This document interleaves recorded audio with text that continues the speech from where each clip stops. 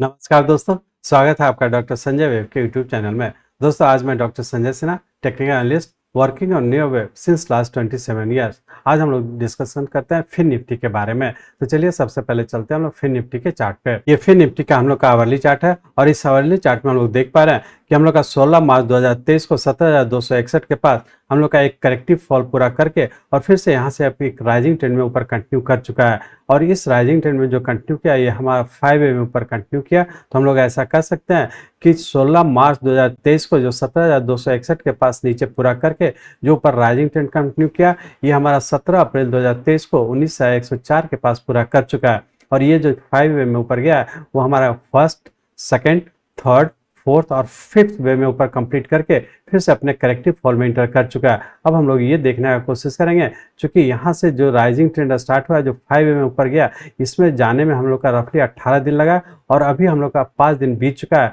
लेकिन अभी भी हम लोग का नीचे कंटिन्यू रहने की संभावना है। एक चीज़ और ध्यान रखेंगे कि चूंकि हम लोग का यहाँ से जो इम्पल्स वेव के फॉर्म में ऊपर गया, तो अब यदि इसके हमारे फर्स्ट, थर्ड और फिफ्थ वेव को देखते हैं तो हम लोग यहाँ पर देख पा रहे हैं कि यहाँ पे हमारा फर्स्ट, थर्ड और फिफ्थ वेव का सबऑर्डिनेट वेव, थर्ड वेव हम लोग का सबसे बड़ा वेव है। तो हम लोग ऐसा कर सकते हैं कि इस इम्पल्स वेव का जो हम लोग का 5 वेव में गया, उससे बड़े टाइम फ्रेम का हमारा फर्स्ट वेव हो जाएगा और उसका हम लोग सेकंड वेव में इंटर कर चुके हैं। तो इस फर्स्ट वेव का subordinate wave third wave extended wave हुआ। तो हम लोग ऐसा कर सकते हैं कि हम लोग का जो फर्स्ट वेव है उसका subordinate wave third wave extended wave है। तो थर्ड वेव के बाद का जो करेक्शन होता है, जैसा हम लोग जानते हैं, मतलब इसमें हम लोग एडवांस कोर्स में डिस्कशन किए हैं, जिसमें हम लोग आप लोग को बताया कि जब भी subordinate wave third wave extended होता है तो उसके बाद का जो करेक्टिव फॉल होता है वो फोर्थ वेव के आसपास आने की संभावना रहता है। तो हम लोग ऐसा कर सकते हैं कि हम लोग का जो ये इम्पल्स वेव के फॉर्म में ऊपर कंप्लीट किया है, उसके बाद जब करेक्टिव फॉल में इंटर किया है तो हो सकता है कि नीचे 18,400 तक आने की संभावना है। तो बेहतर है हम लोग छोटे से रेंज बाउंड में ट्रेड करें और छोटा छोटा ट्रेड करने का कोशिश करेंगे। वैसे आप लोग जानते हैं पिछले वीक जो हम लोग डिस्कशन किए थे उसमें आप लोग से बताए थे कि हम लोग का वेरी शॉर्ट टर्म का जो लोअर स्टॉप है वो 18,300 का है। इस स्टॉप लॉस को ध्यान रखकर डिक्लाइन पे बाय करेंगे, लेकिन चूंकि हम लोग का यहाँ पे एक 5 वे पूरा करके नीचे करेक्टिव फॉल में एंटर किया, तो हम लोग ये देखने का कोशिश करेंगे कि जो करेक्टिव फॉल में वो किस पैटर्न में हुआ। तो अब इस आवरली चार्ट को हम लोग कन्वर्ट करते हैं 15 मिनट चार्ट्स में, ये देखने का कोशिश करें कि जो 5 वेव कंप्लीट करने का जो करेक्शन हुआ वो किस पैटर्न में हो रहा है और आने वाले समय क्या होने की संभावना है। तो चलिए इस आवरली चार्ट को हम लोग कन्वर्ट करते हैं 15 मिनट चार्ट्स में। ये हम लोग का 15 मिनट का चार्ट है और इस 15 मिनट के चार्ट में हम लोग देख पा रहे हैं कि 17 अप्रैल 2023 को जो 19,104 का हाई बना था, यही हमारा फिफ्थ वेव था और यहाँ से हम लोग का एक करेक्टिव फॉल में इंटर कर चुके हैं। तो इस करेक्टिव फॉल का हम लोग का ए, बी, और जब यहाँ पे हम लोग बी बोल रहे हैं तो यहाँ पे अभी हम लोग का एक रेंज बाउंड में है और यहाँ से जब हम लोग का ये चूंकि नीचे करेक्शन के लिए हमारा ये 0 पॉइंट हो गया, तो इस 0 पॉइंट से जब हम लोग ट्रेंड लाइन ड्रॉ कर रहे हैं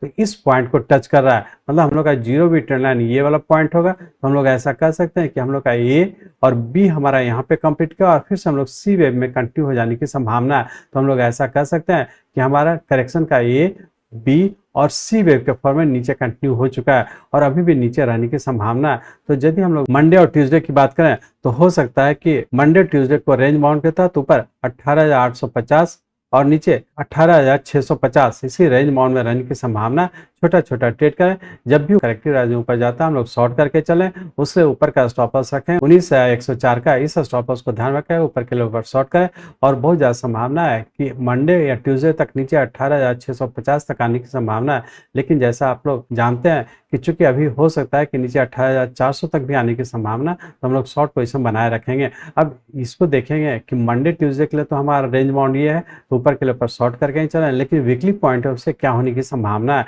तो चलिए हम लोग इस 15 मिनट चार्ट्स को फिर से कन्वर्ट करते हैं आवरली चार्ट में। पुनः हम लोग आवरली चार्ट में आ चुके हैं और आवरली चार्ट पूरे वीक का हम लोग डिस्कशन करें तो उसमें हम लोग ऐसा कर सकते हैं कि चूंकि हम लोग का यहाँ से 19,104 से जो करेक्शन में इंटर किया और बहुत ज़्यादा संभावना है कि हम लोग फोर्थ वेव तक नीचे आने की संभावना है, तो हम लोग ऐसा कर सकते हैं कि आने वाले पूरे वीक में ऊपर रेंज बाउंड के तहत 18,850 और नीचे हो सकता है कि 18,400 इसी रेंज बाउंड में रहने की संभावना। मतलब जब भी ऊपर जाता है शॉर्ट करें, अपर स्टॉप लॉस 19,104 को फॉलो करते हुए ट्रेड करने का कोशिश करें, क्योंकि पूरे वीक में हो सकता है धीरे धीरे करके नीचे 18,400 तक भी आने की संभावना है। और चूंकि हम लोग का वेरी शॉर्ट टर्म का जो लोअर स्टॉप लॉस है वो हम लोग का 18,300 का, तो इस स्टॉप लॉस को ध्यान रखेंगे। लेकिन एक चीज़ ध्यान रखें, चूंकि हम लोग का ये इम्पल्स वेव में, तो जो भी फॉल हो रहा है करेक्टिव फॉल हो रहा है। चूंकि हम लोग का ये 5 वेव कंप्लीट किया, तो उससे बड़े टाइम फ्रेम का हमारा ये फर्स्ट वेव हो गया और हम लोग सेकंड वेव में हैं। जब भी हमारा सेकंड वेव नीचे करेक्शन पूरा करके फिर से जब ऊपर पैटर्न कंफर्म करेगा, तो हम लोग फिर से पुनः थर्ड वेव में ऊपर कंटिन्यू कर जाएंगे।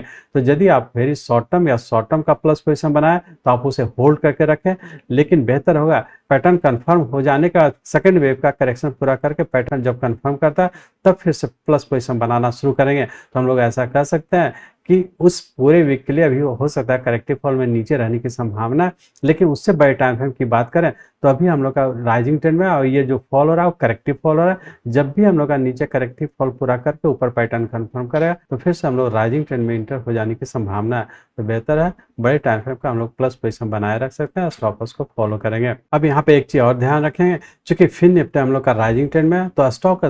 ध्यान रखेंगे कि इसमें जितने मैक्सिमम स्टॉक है वो सभी अपने राइजिंग ट्रेंड में इंटर है, और इसमें बहुत सारे स्टॉक अपने राइजिंग ट्रेंड में ऑलरेडी पहले से हैं। तो जो भी फॉलो होगा वो करेक्टिव फॉलो होगा। तो बेहतर है हम लोग स्टॉक का स्पेसिफिक लोअर स्टॉप लॉस को फॉलो करते हर डिक्लाइन पे बाय करके चलेंगे, और वेरी शॉर्ट टर्म के स्टॉप लॉस को फॉलो करते हुए ट्रेड करेंगे। यदि आप पूरे वीक के लिए ट्रेड करना चाहते हैं, तो स्टॉक का स्पेसिफिक जो करेक्टिव फॉल में, तो अपर स्टॉप लॉस को फॉलो करते हुए छोटा छोटा ट्रेड करेंगे, और ध्यान रखेंगे कि जब भी करेक्शन पूरा करके ऊपर कंटिन्यू करेगा, तो वैसे स्टॉक में हम लोग फिर से लॉन्ग पोजीशन बनाना शुरू कर सकते हैं। मैं चाहता हूं मेरे जीवन का लक्ष्य है इस मार्केट में कोई भी लूजर ना हो। इसको आप सीखें, लोगों को सिखाएं, लोगों को मदद करिए। हमारे साथ जुड़े रहने के लिए, आज के वीडियो को ध्यानपूर्वक अटेंड करने के लिए, इसे दूसरों तक पहुंचाने के लिए आप सबका बहुत बहुत धन्यवाद। जय हिंद।